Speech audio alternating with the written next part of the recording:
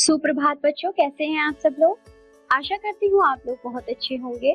मैं हूँ आपकी हिंदी की अध्यापिका। आज हम पढ़ेंगे पाठ नंबर 3 जिसका नाम है बाबा की उपहार। चलिए इसे पढ़ना शुरू करते हैं। परिवार के नाम पर हीरा बाबा का कोई नहीं था। रत्नागिरी नगर में बाहर की ओर एक छोटा सा मकान था जिसमें बाबा अकेले ही रहते थे। उनके आंगन में आम अमरूद के पेड़ थे और कुछ अंगूर की बेलें लगी थी जिन पर मीठे अंगूर लगते थे। फलों को बेचकर हीरा बाबा के पास कुछ रुपए एकत्र हो गए थे। एक दिन उन्होंने सोचा, मैं बूढ़ा आदमी इन रुपयों का क्या करूंगा। बाबा कुछ सोचकर बाजार में वस्त्र बेचने वाले की दुकान पर पहुंचे। उन्होंने सारे रुपए दुकानदार के सामने रख दिए और कहा, इन रुपयों में जो भी कपड़ा आ सकता है दे दो।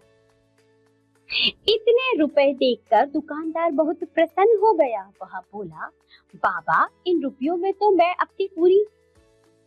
अपनी दुकान का सबसे कीमती कपड़ा आपको दे सकता हूँ। दुकानदार ने रेशम का बना सुंदर और मुलायम शॉल निकालकर बाबा को दिया।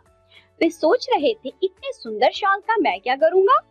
उन्होंने दुकानदार से कहा, जब तुम महल में वस्त्र देने जाओ तो यह शॉल मेरी ओर से राजकुमारी को उपहार में दे देना। व्यापारी ने जाकर रेशमी शॉल हीरा बाबा की ओर से रत्नागिरी की राजकुमारी रत्ना को भेंट कर दी। इतना सुंदर शॉल पाकर राजकुमारी बहुत प्रसन्न हुई। उसने राजमहल के बगीचे के सबसे स्वादिष्ट मीठे आम टोकरी भरकर मंगवाए और व्यापारी से कहा, हीरा बाबा जो कोई भी है उसे मेरी ओर से यह छोटी सी सौगात भिजवा दीजिए। दुकानदार हीरा बाबा को खोजते हुए उनके घर जा पहुंचा और राजकुमारी की ओर से आम की टोकरी बाबा को भेंट में दे दी। अब बाबा फिर सोच में पड़ गए। बोले, महोदय मेरे घर के आंगन में आम के पेड़ लगे हैं। मैं बूढ़ा इतने आम नहीं खा पाता, इसलिए जो बचते हैं बेच देता हूँ।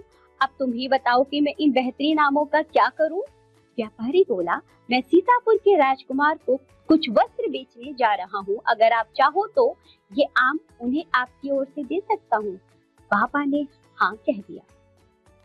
व्यापारी सीतापुर पहुंचा और राजकुमार से बोला, ये स्वादिष्ट आम हीरा बाबा ने आपको भिजवाए हैं। आम सचमुच बहुत जायकेदार थे। राजकुमार इतना प्रसन्न हुआ कि उसने अपना सबसे अच्छा घोड़ा हीरा बाबा को भेंट में देने को कहा। व्यापारी घोड़ा लेकर वापस हीरा बाबा के पास पहुंचा। अब हीरा बाबा को सोचने में एक क्षण भी नहीं लगा। उसने वह घोड़ा राजकुमारी को उपहार में भिजवा दिया। इतना मूल्यवान घोड़ा उपहार में पाकर राजकुमारी सोच में पड़ गई। आखिर यह हीरा बाबा कौन है जो उसे इतने मूल्यवान उपहार दे रहा है। राजकुमारी की सखी लता बोली, लगता है वह कोई अत्यंत धनी व्यक्ति है जो तुम्हें महंगे उपहार देकर अपना प्रभाव जमाना चाहता है। तुम कोई बड़ा उपहार उसे भिजवाओ। राजकुमारी ने 2 ऊंटों पर चांदी की ईंटें लदवाई और हीरा बाबा को भिजवा दी। हीरा बाबा को धन दौलत से कोई लगाव नहीं था।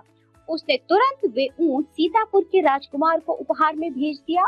अब सीतापुर का राजकुमार भी सोचने लगा, ये हीरा बाबा है कौन जो इतना कीमती उपहार मुझे दे सकता है। मुझे जाकर देखना चाहिए। राजकुमार ने हीरे मोतियों से भरा एक थैला घोड़े पर लदवाया और रत्नागिरी जा पहुंचा। जब वह हीरा बाबा का पता पूछते हुए उनकी छोटे से घर के बाहर पहुंचा तो चौंक गया। इतने साधारण घर का मालिक इतनी कीमती उपहार तो नहीं दे सकता। उसी समय राजकुमारी भी यही सोचकर हीरा बाबा से मिलने आई थी कि वह कौन धनी व्यक्ति है जो ऐसे मूल्यवान उपहार उसे भेजता है। राजकुमार और राजकुमारी दोनों को हीरा बाबा ने सारी सच्चाई बता दी। राजकुमारी रत्ना को देखकर राजकुमार मोहित हो गया। दोनों ने विवाह करने का निश्चय किया। हीरा बाबा अब चारों ओर प्रसिद्ध हो गए। राजसी विवाह में हीरा बाबा को मुख्य अतिथि के रूप में बुलाया गया।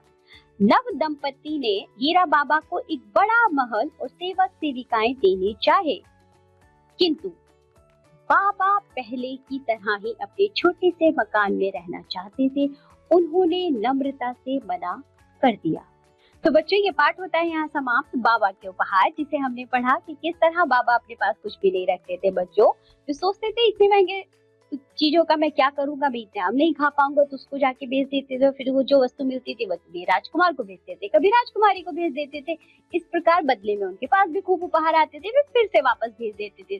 तो बच्चों, ये पाठ होता है यहाँ समाप्त। अब इस पाठ को दोबारा से पढ़िए, इस वीडियो को अच्छे से देखिए। अब हम मिलेंगे आपसे अगली कक्षा में, तब तक के लिए बाय बच्चों।